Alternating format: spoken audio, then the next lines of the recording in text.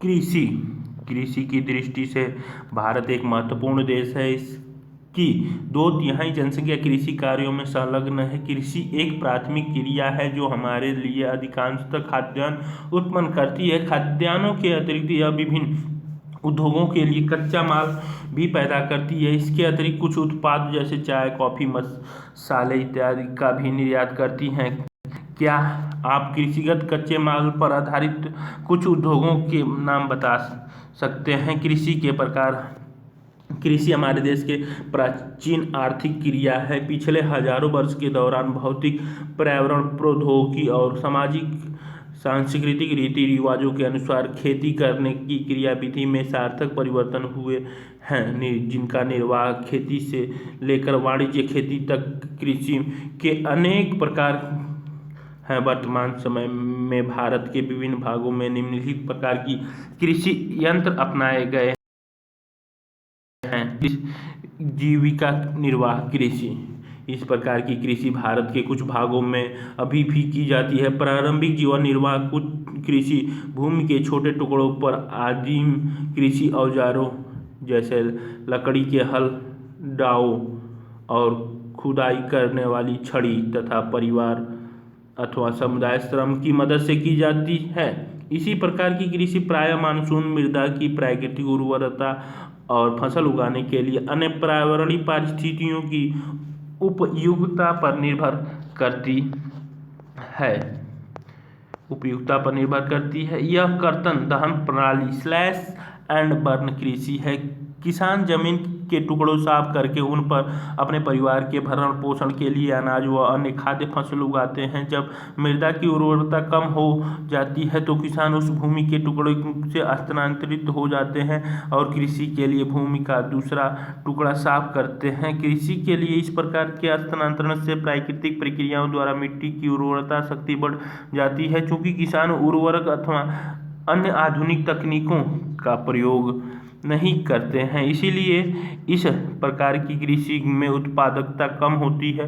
देश के विभिन्न भागों में इस प्रकार की कृषि को विभिन्न नामों से जाना जाता है। उत्तर पूर्वी राज्यों असम, मेघालय, मिजोरम और नागालैंड में इसे झूम कहा जाता है। मणिपुर में पामलू और छत्तीसगढ़ में बस्तर जिले और अंडमान निकोबार द्वीप समूह में इसे दीपा कहा जाता है। झूम कर्तन प्रणाली स्लैश एंड बर्न कृषि को मैक्सिको और मध्य अमेरिका में मिल्पा, वेनेजुएला में कोनुको, ब्राजील में रोको, मध्य अफ्रीका में मोसले, इंडोनेशिया में लोदांग और वियतनाम में रे के नाम से जाना जाता है। भारत में भी यह प्रारंभिक किस्म की खेती अनेक नामों से जानी जाती है, जैसे मध्य प्रदेश में बेबर या दहिया, आंध्र प्रदेश में पोंडू अथवा पेंडा, ओडिशा में पामा डाबी या कोमान या बिरागी या बरागी, पश्चिमी घाट में कुमारी, दक्षिण पूर्वी राजस्थान में वालरे या वाल्टरे, हिमालय क्षेत्र में खील, झारखंड में कुरुआ और उत्तर पूर्वी प्रदेशों में झूम आदि के नाम से इसे जाना जाता है। ये चित्र 4.1 में डिंझा असम में डिफू के बाहरी क्षेत्र में अपने परिवार के साथ गांव में रहती है। वो अपने परिवार के सदस्यों द्वारा एक भूमि के टुकड़ों पर उगी वनस्पति को काटकर व जलाकर साफ करते हुए देखकर आनंद का अनुभव करती है। वह प्रायः परिवार के सदस्यों के साथ बांस के नालों द्वारा झरने से पानी लाकर अपने खेत को सिंचित करने में सहायता करती है।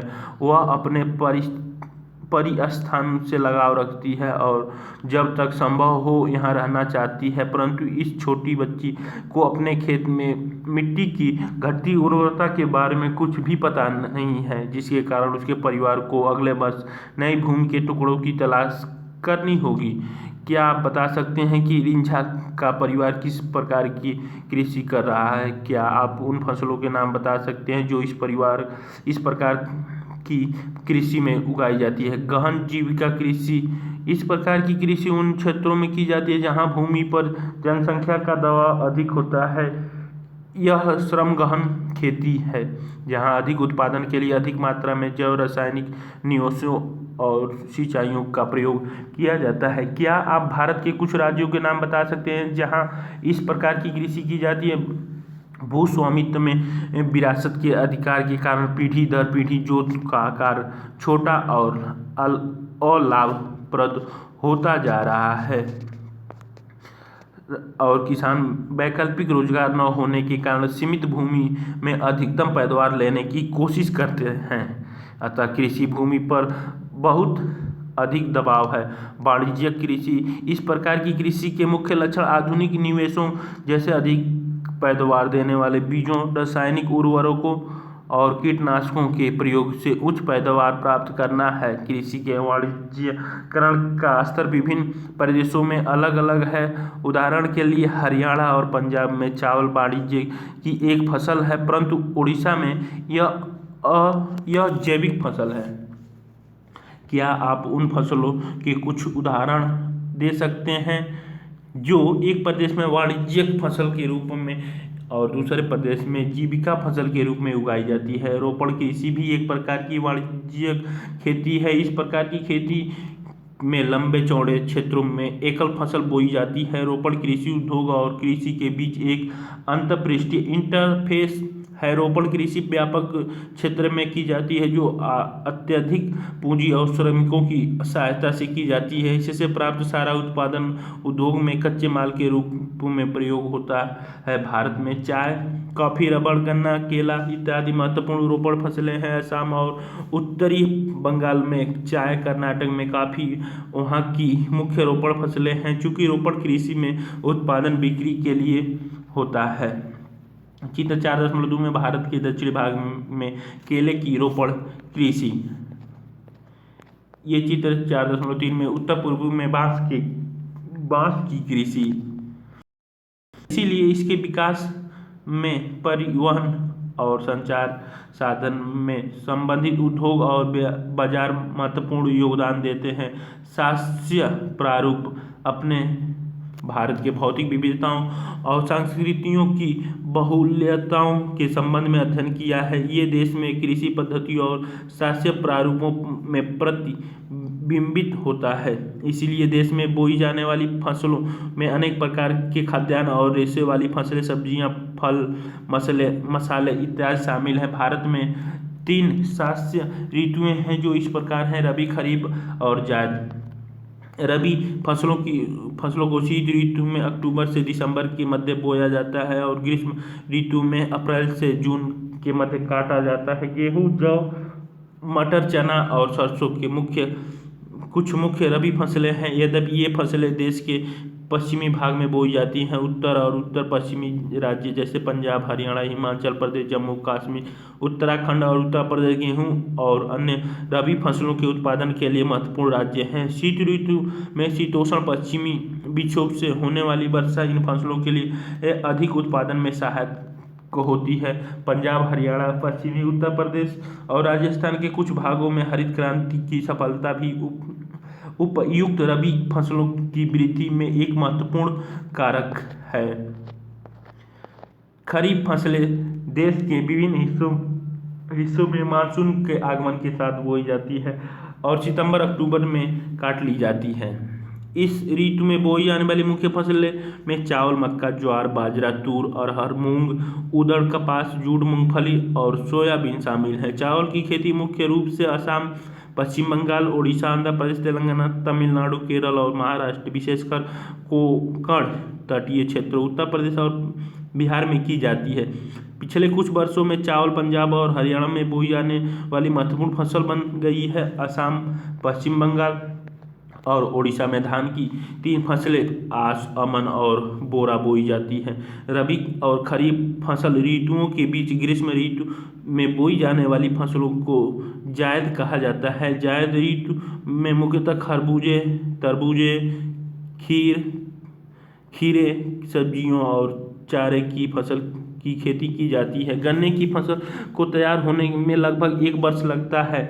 मुख्य फसलें मिट्टी, जलवायु और कृषि पद्धति में अंतर के कारण देश के विभिन्न क्षेत्रों में अनेक प्रकार की खाद्य और अखाद्य फसलें उगाई जाती है। भारत में उगाई जाने वाली मुख्य फसलें चावल, गेहूँ, मोटे अनाज, दालें, चाय, कॉफी, गन्ना, तिलहन, कपास और जूट इत्यादि हैं। चावल भारत में अधिकांश लोगों का खाद्यान्न चावल है। हमारे देश चीन के बाद दूसरा सबसे बड़ा चावल है। ये चावल की कृषि चित्र 4.4 में दिखाई गई है। चावल की कृषि कैसे की जाती है भारत में। चावल कृषि के लिए ये चित्र में जो मतलब थोड़े थोड़े रंगीन वाले हैं प्रमुख क्षेत्र हैं, ये सफ़ेद वाले गौड़ क्षेत्र मतलब कम होती है कृषि। चावल की खेती के वितरण उत्पादक देश है। यह एक खरीफ की फसल है जिसे उगाने के लिए उच्च ताप 25 डिग्री सेल्सियस से ऊपर और अधिक आर्द्रता 100 सेंटी से अधिक वर्षा की आवश्यकता होती है। कम वर्षा वाले क्षेत्रों में इसे सिंचित करके उगाया जाता है। मैदान में कटाई के लिए तैयार चावल की फसल।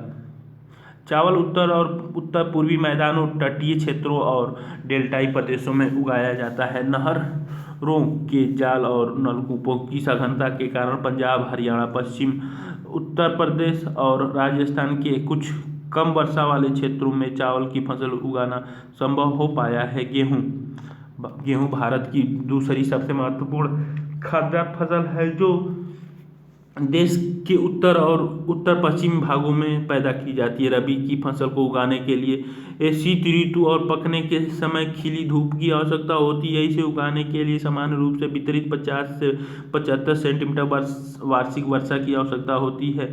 गेहूँ की कृषि ये चित्र 4.5 में दिखाई गई है। देश गेहूँ उगाने के 2 मुख्य क्षेत्र हैं। उत्तर पश्चिम में गंगा सतलज का मैदान और दक्कन की काली मिट्टी वाला प्रदेश मिज़ोरम, हरियाणा, उत्तर प्रदेश, मध्य प्रदेश, बिहार और राजस्थान के कुछ भाग गेहूँ पैदा करने वाले मुख्य राज्य हैं। मोटे अनाज मिलेट्स ज्वार, बाजरा और रागी भारत में उगाए जाने वाले मुख्य मोटे अनाज हैं। यद्यपि इन्हें मोटे अनाज कहा जाता है परंतु इनमें पोषक तत्वों की मात्रा अत्यधिक होती है। उदाहरणतः रागी में प्रचुर मात्रा में लोहा, कैल्शियम, सूक्ष्म पोषक और भूसी मिलती है। क्षेत्रफल और उत्पादन की दृष्टि से ज्वार देश की तीसरा महत्वपूर्ण खाद्यान्न फसल है। यह फसल वर्षा पर निर्भर होती है। अधिकतर आर्द्र क्षेत्रों में उगाई जाने के कारण इसके लिए सिंचाई की आवश्यकता नहीं होती है। इसके प्रमुख उत्पादक राज्य महाराष्ट्र, कर्नाटक, आंध्र प्रदेश और मध्य प्रदेश है। बाजरा यह बलुआ और उथली काली मिट्टी पर उगाया जाता है। राजस्थान, उत्तर प्रदेश, महाराष्ट्र, गुजरात और हरियाणा इसके मुख्य उत्पादक राज्य हैं। रागी शुष्क प्रदेशों की फसल है और यह लाल, काली, बलुआ, दोमट और उथली काली मिट्टी पर अच्छी तरह उगाई जाती है। रागी के प्रमुख उत्पादक राज्य कर्नाटक, हिमाचल प्रदेश, उत्तराखंड, सिक्किम, झारखंड और अरुणाचल प्रदेश है। मक्का यह एक ऐसी फसल है जो खाद्यान्न व चारा दोनों रूप में प्रयोग होती है। यह एक खरीफ फसल है। बाजरे की कृषि चित्र 4.6 में बाजरे की कृषि आपको दिखाई गई है। भारत में गेहूँ उत्पादक राज्यों की सूची ये दिखाई गई है। गौड़ क्षेत्र में लाल वाले और उससे से हल्का, गौड़ क्षेत्र में बिल्कुल लाल वाले हल्का वाले, अब लाल वाले बिल्कुल प्रमुख क्षेत्र मतलब वहाँ पे ज़्यादा होती है। ये लाल वाले प्रमुख क्षेत्र में ज़्यादा होती है और गौड़ क्षेत्र में कम होती है। ये गेहूँ उत्पादन क्षेत्र जो 21 डिग्री सेल्सियस से 27 डिग्री सेल्सियस तापमान में और पानी जलोढ़ मिट्टी पर अच्छी प्रकार से उगाई जाती है। बिहार जैसे कुछ अन्य राज्यों में मक्का रबी की ऋतु में भी उगाई जाती है। आधुनिक औद्योगिक निवेश जैसे उच्च पैदावार देने वाले बीजों, उर्वरकों और सिंचाई के उपयोग से मक्का का उत्पादन बढ़ा है। कर्नाटक, मध्य प्रदेश, उत्तर प्रदेश, बिहार, आंध्र प्रदेश और तेलंगाना मक्का के मुख्य उत्पादक राज्य हैं। ये मक्का की कृषि दालें भारत विश्व में दालों का सबसे बड़ा उत्पादक तथा उपभोक्ता देश है। शाकाहारी खाने में दालें सबसे अधिक प्रोटीनदायक होती हैं। तूर, अरहर, उड़द, मूंग, मसूर, मटर और चना भारत की मुख्य दलहनी फसलें हैं। क्या आप बता सकते हैं कि इनमें से कौन सी दालें खरीफ में और कौन सी दालें रबी में उगाई जाती हैं? दालों को कम नमी की आवश्यकता होती है और इन्हें शुष्क परिस्थितियों में भी उगाया जा सकता है। फलीदार फसलें होने के नाते अरहर को छोड़कर अन्य सभी दालें वायु से नाइट्रोजन लेकर भूमि की उर्वरता को बनाए रखती हैं। अतः इन फसलों को आमतौर पर अन्य फसलों के आवर्तन रोटेटिव में बोया जाता है। भारत में मध्य प्रदेश, राजस्थान, महाराष्ट्र, उत्तर प्रदेश और कर्नाटक दाल के मुख्य उत्पादक राज्य हैं। खाद्यान्न के अलावा अन्य खाद्य फसलें गन्ना एक उष्ण और उपोष्ण कटिबंधीय फसल है। यह फसल 21 डिग्री सेल्सियस से 27 डिग्री सेल्सियस तापमान ये गन्ना 21 डिग्री सेल्सियस से 27 डिग्री सेल्सियस तापमान और 75 से 100 सेंटीमीटर वार्षिक वर्षा वाले उष्ण और आर्द्र जलवायु में बोई जाती है। कम वर्षा वाले प्रदेशों में सिंचाई की आवश्यकता होती है। इसे अनेक मिट्टियों में उगाया जा सकता है तथा इसके लिए बुआई से लेकर कटाई तक काफ़ी शारीरिक श्रम की आवश्यकता होती है। ब्राज़ील के बाद भारत गन्ने का दूसरा सबसे बड़ा उत्पादक देश है। यह चीन गुड़, खंड सारी और शीरा बनाने के काम आता है। उत्तर प्रदेश, महाराष्ट्र, कर्नाटक, तमिलनाडु, आंध्र प्रदेश, तेलंगाना, बिहार, पंजाब और हरियाणा गन्ना के मुख्य उत्पादक राज्य हैं। गन्ने की कृषि तिलहन 2016 में भारत विश्व में चीन के बाद दूसरा सबसे बड़ा तिलहन उत्पादक देश था। सन 2016 में तोरिया के उत्पादन में भारत का विश्व में कनाडा और चीन के बाद तीसरा स्थान था। देश में कुल बोए गए क्षेत्र के 12% भाग पर कई तिलहन के फसलें उगाई जाती है। मूंगफली, सरसों, नारियल, तिल, सोयाबीन, अरंडी, बिनौला, अलसी और सूरजमुखी भारत में उगाई जाने वाली मुख्य तिलहन फसलें हैं। इनमें से अधिकतर खाद्य है और खाना बनाने में प्रयोग किए जाते हैं, परंतु इनमें से कुछ तेल के बीजों को साबुन, प्रसाधन, श्रृंगार का सामान और उबटन उद्योगों में कच्चे माल के रूप में भी प्रयोग किया जाता है। मूंगफली खरीफ की फसल है तथा देश में मुख्य तिलहनों के कुल उत्पादन का आधा भाग इसी फसल से ये मैदान में कटाई के लिए तैयार मूंगफली, सूरजमुखी और सरसों की फसल प्राप्त होता है। गुजरात मूंगफली का मुख्य उत्पादक राज्य है। इसके अतिरिक्त राजस्थान और आंध्र प्रदेश मूंगफली के अन्य मुख्य उत्पादक राज्य हैं। 2016 से 17 में अलसी और सरसों रबी की फसलें हैं। तिल उत्तर भारत में खरीफ की फसल है और दक्षिण भारत में रबी की। अरंडी खरीफ और रबी दोनों ही फसलों ऋतु में बोया जाता है। चाय की खेती रोपण कृषि का एक उदाहरण है। यह एक महत्वपूर्ण पेय पदार्थ की फसल है जिसे शुरुआत में अंग्रेज भारत में लाए थे। अधिकतर चाय बागान के मालिक भारतीय हैं। चाय का पौधा उष्ण और उपोष्ण कटिबंधीय जलवायु, ह्यूमस और जीवाश्म युक्त गहरी मिट्टी और सुगम जल निकास वाले ढलवां क्षेत्रों में भली भांति उगाया जाता है। चाय की झाड़ियों को उगाने के लिए वर्ष भर उष्ण, नम और पाला रहित जलवायु की आवश्यकता होती है। वर्ष भर समान रूप से होने वाली वर्षा की बौछार इसकी कोमल पत्तियों के विकास में सहायक होती है। चाय एक श्रम सघन उद्योग है। इसके लिए प्रचुर मात्रा में सस्ता और कुशल श्रम चाहिए। इसकी ताजगी बनाए रखने के लिए चाय की पत्तियां बगान में ही संसाधित की जाती हैं। चाय के मुख्य उत्पादक क्षेत्रों में असम, पश्चिम बंगाल में दार्जिलिंग और जलपाईगुड़ी जिले की पहाड़ियाँ, तमिलनाडु और केरल हैं। इसके अलावा हिमाचल प्रदेश, उत्तराखंड, मेघालय, आंध्र प्रदेश और त्रिपुरा आदि राज्यों में भी चाय उगाई जाती है। सन 2016 में भारत विश्व में चीन के बाद दूसरा बड़ा चाय उत्पादक देश था।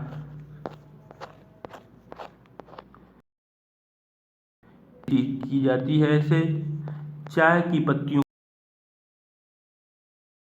को चुन भारत काफ़ी अपनी गुणवत्ता के लिए विश्वविख्यात है। हमारे देश में अरेबिका किस्म की कॉफ़ी पैदा की जाती है जो प्रारंभ में यमन से लाई गई थी। इस किस्म की कॉफ़ी को विश्व भर में अधिक मांग है। इसकी कृषि की शुरुआत बाबा बदुन पहाड़ियों से हुई। आज भी इसकी खेती नीलगिरी पहाड़ियों के पास कर्नाटक, केरल और तमिलनाडु में की जाती है। बागवानी फसलें सन 2016 में भारत का विश्व में फलों और सब्जियों के उत्पादन में चीन के बाद दूसरा स्थान था।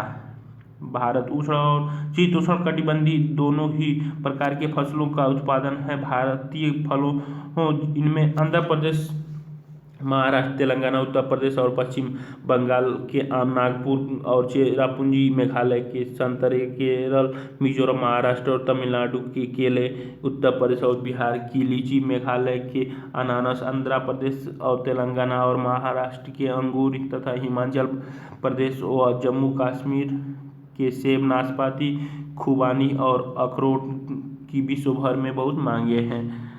एग्रीकल्चर स्रोत pocket book of agriculture statistics 2018, government of India, directorate of economics and statistics.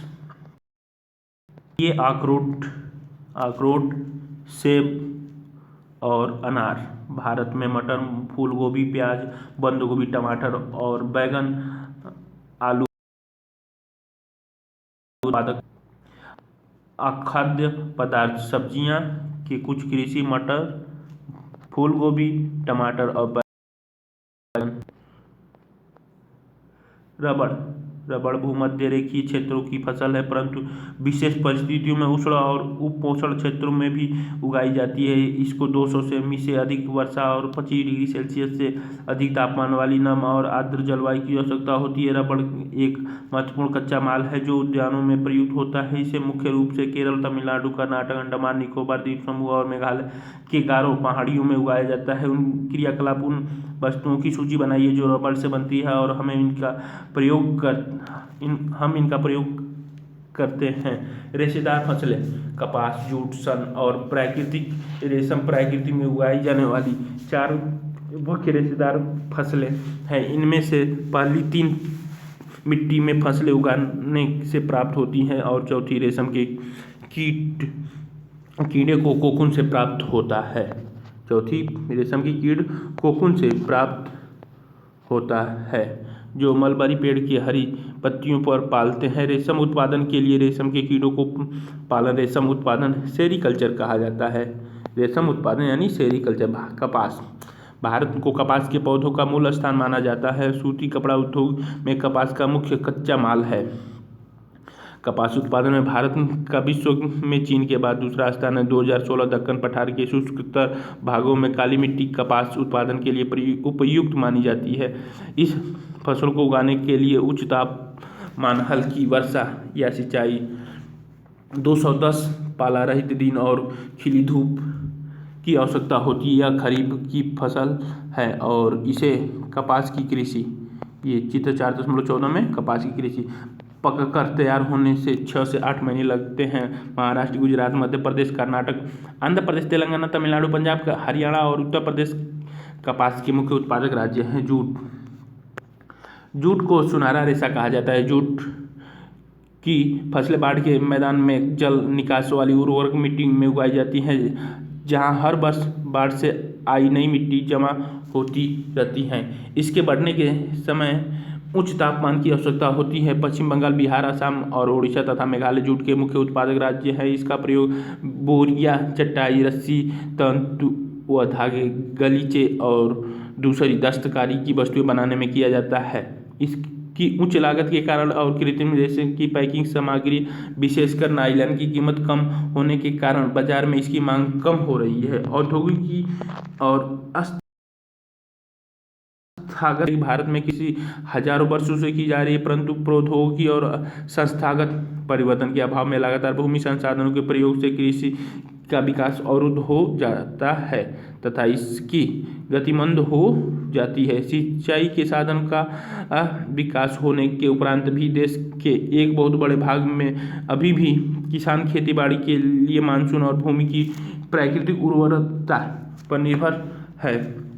बढ़ती हुई जनसंख्या के लिए एक महत्वपूर्ण चुनौती है। 60% से अधिक ये कृषि का यंत्र का प्रयोग 60% से अधिक लोगों की आजीविका प्रदान करने वाली कृषि में कुछ गंभीर तकनीकी एवं संस्थागत सुधार लाने की आवश्यकता है। स्वतंत्रता के पश्चात देश में संस्थागत सुधार करने के लिए जोतों की चकबंदी, सहकारिता तथा जमींदारी आदि समाप्त करने की प्राथमिकता दी गई है। प्रथम पंचवर्षीय योजना में भूमि सुधार मुख्य लक्ष्य था। भूमि पर पुश्तैनी अधिकार के कारण यह टुकड़ों में बढ़ती जा रही है, जिसकी चकबंदी करना अनिवार्य था। भूमि सुधार के कानून तो बने परंतु इनके लागू करने में ढील की गई। 1960 से 1970 के दशक में भारत सरकार ने कई प्रकार की कृषि अधिकारों की शुरुआत की। पैकेज टेक्नोलॉजी पर आधारित हरित क्रांति तथा श्वेत क्रांति, ऑपरेशन फ्लड जैसी कृषि सुधार के लिए कुछ रणनीति आरंभ की गई थी, परंतु इसके कारण विकास कुछ क्षेत्रों तक ही सीमित रह गई। इसीलिए 1980 से 1990 के दशक में व्यापक भूमि विकास कार्यक्रम शुरू किया गया, जो संस्थागत और तकनीकी सुधारों पर आधारित था। इस दिशा में उठाए गए कुछ महत्वपूर्ण कदमों में सूखा, बाढ़, चक्रवात, आग तथा बीमारी के लिए फसल बीमा के प्रावधान और किसानों को कम दर पर ऋण सुविधा प्रदान करने के लिए ग्रामीण बैंकों, सहकारी समितियों और बैंकों की स्थापना सम्मिलित थे। किसानों के लाभ के लिए भारत सरकार ने किसान क्रेडिट कार्ड और व्यापक और व्यक्तिगत दुर्घटना बीमा योजना, कृषि में प्रयोग होने वाले नवीन तकनीकी उपकरण जो कि कृषि से ड्रिल मशीन और ये ट्रैक्टर से चलती PS की शुरुआत की गई। इसके अलावा आकाशवाणी और दूरदर्शन पर किसानों के लिए मौसम की जानकारी की बुलेटिन और कृषि कार्यक्रम प्रसारित किए जाते हैं। किसानों को बिचौलियों और दलालों के शोषण से बचने के लिए न्यूनतम सहायता मूल्य और कुछ महत्वपूर्ण फसलों के लाभदायक खरीदार मूल्यों को सरकार घोषणा करती है। भूदान, ग्रामदान, महात्मा गांधी ने विनोबा भावे, जिन्होंने उनके सत्याग्रह में सबसे निष्ठावान सत्याग्रही की तरह भाग लिया था, को अपना आध्यात्मिक उत्तराधिकारी घोषित किया था। उनकी गांधी जी के ग्राम स्वराज अवधारणा में भी गहरी आस्था थी। गांधी जी की शहादत के बाद उनके संदेश को लोगों तक पहुंचाने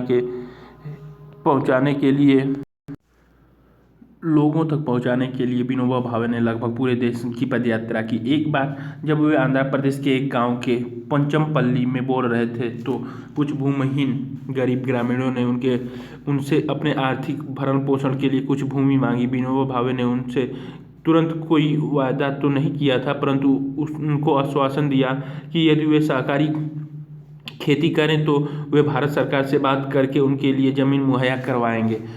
अचानक श्री रामचंद्र रेड्डी उठ खड़े हुए और उन्होंने 80 भूमिहीन ग्रामीणों को 80 एकड़ भूमि बांटने की पेशकश की। इसे भूदान के नाम से जाना गया। बाद में विनोबा भावे ने यात्रा की और अपने यह विचार पूरे भारत में फैलाया। कुछ जमींदारों ने, जो अनेक गांवों के मालिक थे, भूमिहीनों को पूरा गांव देने की पेशकश की। इसे ग्राम दान कहा गया, परंतु कुछ जमींदारों ने तो भूमि सीमा कानून से बचने के लिए अपनी भूमि का एक हिस्सा दान किया था। विनोबा भावे द्वारा शुरू किए गए इस भूदान ग्राम आंदोलन को रक्तहीन क्रांति का भी नाम दिया गया। कृषि की राष्ट्रीय अर्थव्यवस्था, रोजगार और उत्पादन में योगदान। कृषि भारतीय अर्थव्यवस्था की रीढ़ की हड्डी रही है। सकल घरेलू उत्पाद में कृषि के योगदान का अनुपात 1951 से लगातार घटने के उपरांत भी यह 2010 से 2011 में देश की लगभग 52% जनसंख्या के लिए रोजगार और आजीविका का साधन थी। कृषि का सकल घरेलू उत्पाद में घटता अंश गंभीर प्रकार की गिरावट और प्रतिरोध अर्थव्यवस्था के लिए अन्य क्षेत्रों में गिरावट लाएगा, जो समाज के लिए व्यापक निहितार्थ है। कृषि के महत्व को समझते हुए भारत सरकार ने इसके आधुनिकीकरण के लिए भरसक प्रयास किए हैं। भारतीय कृषि में सुधार के लिए भारतीय कृषि अनुसंधान परिषद और कृषि विश्वविद्यालय की स्थापना, पशु चिकित्सा सेवाएं और पशु प्रजनन केंद्र की स्थापना, बागवानी विकास, मौसम विज्ञान और मौसम के पूर्वानुमान के क्षेत्रों के अनुसंधान और विकास को वरीयता दी गई है। क्रियाकलाप ज्ञात करें कि भारतीय किसान अपने बेटे को किसान क्यों नहीं बनाना चाहता।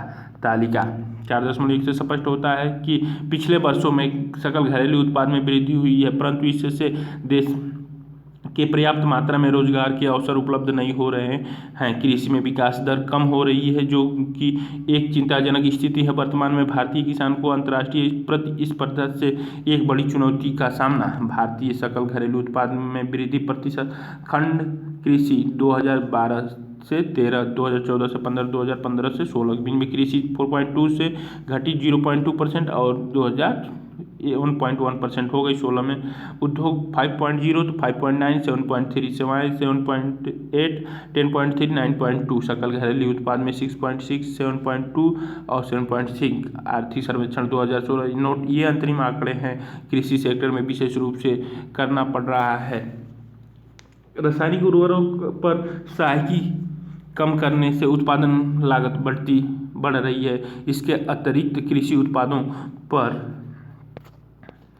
आयात कर घटाने से भी देश में कृषि पर हानिकारक प्रभाव पड़ रहा है। किसान कृषि में पूंजी निवेश कम कर रहे हैं, जिसके कारण कृषि में रोजगार घट रहा है। देश में अनेक राज्यों में किसान आत्महत्याएं क्यों कर रहे हैं?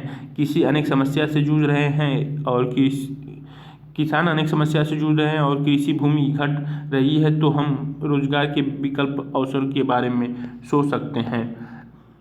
वैश्वीकरण का कृषि पर प्रभाव। वैश्वीकरण कोई नई घटना नहीं है। उपनिवेश काल में भी यही स्थिति मौजूद थी। 19वीं शताब्दी में जब यूरोपीय व्यापारी भारत आए तो उस समय भी भारतीय मसाले विश्व के विभिन्न देशों में निर्यात किए जाते थे और दक्षिण भारत में किसानों को इन फसलों को उगाने के लिए प्रोत्साहित किया जाता था। आज भी गर्म मसाले भारत से निर्यात किए जाने वाले मुख्य वस्तुओं में शामिल हैं। ब्रिटिश काल में अंग्रेज व्यापारी भारत के कपास क्षेत्रों की ओर आकर्षित हुए और भारतीय कपास को ब्रिटेन में सूती वस्त्र उद्योग के लिए कच्चे माल के रूप में निर्यात किए गए। मैनचेस्टर और लिवरपूल में सूती वस्त्र उद्योग भारत में पैदा होने वाली उत्तम किस्म की कपास की उपलब्धता पर फली फूली। आपने 1917 में बिहार में हुए चंपारण आंदोलन के बारे में पढ़ा होगा। इसकी शुरुआत इसलिए हुई कि इस क्षेत्र में किसान पर नील की खेती करने के लिए दबाव डाला गया। नील ब्रिटेन सूती वस्त्र उद्योगों के लिए कच्चा है। The seat of a farmer suicides 11th plan must focus on farming crops failure price crash act as a tiger theme invest in agriculture for food security. World food day 16 October 2006 से मनाना। Beyond GM foods diversity your diet and achieving a better nutrients of health development. Bharat का खाद्य सुरक्षा, इसकी आवश्यकता और प्रयास विषय और वाद विवाद प्रतियोगिता आयोजित कीजिए।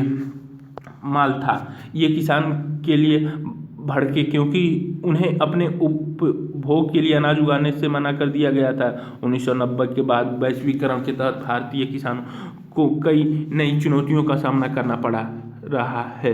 चावल, कपास, रबड़, चाय, कॉफी, जूट और मसालों का मुख्य उत्पादन होने के बावजूद भारतीय कृषि विश्व के विकसित देशों से स्पर्धा करने में असमर्थ है, क्योंकि उन देशों में कृषि के अत्यधिक सहायकी दी जाती है। सौगन के क्लोन के उत्तक संवर्धन। आज भारत कृषि दो राहें पर है। भारतीय कृषि को सक्षम और लाभदायक बनाना है तो सीमांत और छोटे किसानों की स्थिति सुधारने पर जोर देना चाहिए। हरित क्रांति के लंबे चौड़े वायदे किया, परंतु आज यह कई विवादों से घिरी है। यह आरोप लगाया जाता है कि हरित क्रांति के दौरान रसायनों के अधिक प्रयोग जल वृंतों को सुखाने के लिए और जैव विविधता विलुप्त होने के कारण भूमि का निम्नीकरण हुआ। आज जीन क्रांति संकेत शब्द है जिसमें जेनेटिक इंजीनियरी सम्मिलित है। जेनेटिक इंजीनियरी बीजों की नई संकर किस्मों का आविष्कार करने में शक्तिशाली और पूरक के रूप में जानी जाती है। विकसित और विकासशील देशों में कीटनाशकों के भारी उपयोग से संबंधित समस्याएं सामने आ रही हैं।